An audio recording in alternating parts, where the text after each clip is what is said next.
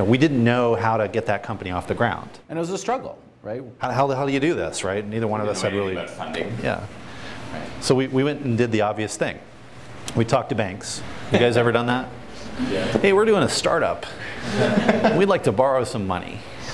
Yeah, this is, total waste of time. They're like, come back when you're making money. I'm like, we're making money, we don't need money. Banks don't give you money unless you don't need it, right?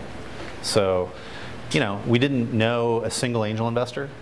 We didn't know a single venture capitalist. We didn't know what any of that was. At least I didn't. So here we are staring at this, like we know we want to start a company. We don't really have any money to do it. How do we kind of transition, make that jump to sort of focus on this thing, and figured out, oh, we could do some consulting and we could sell some of those earlier customers like support packages.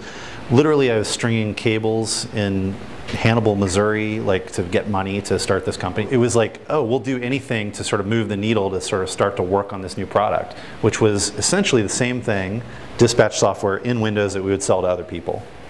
Yeah, and that's what it evolved to, right? But at first, it wasn't exactly clear. We thought of reselling the DOS thing. We weren't really sure. We knew we wanted to create a company before we knew what the product was, right? It's the ultimate pivot. We pivoted from no idea. What happened next, right? We stayed the 4 years. You gave 2 years notice. I gave 2 years notice, 2 years in.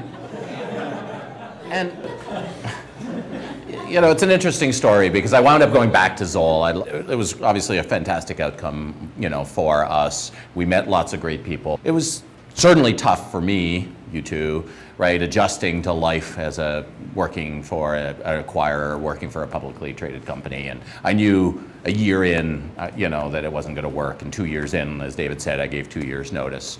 And 2 years after that, when the lockup expired, we left. And we went on to do this failed startup. Who's heard of Eye Contact? Pretty successful, right? Pretty successful company. Not us. Wasn't us.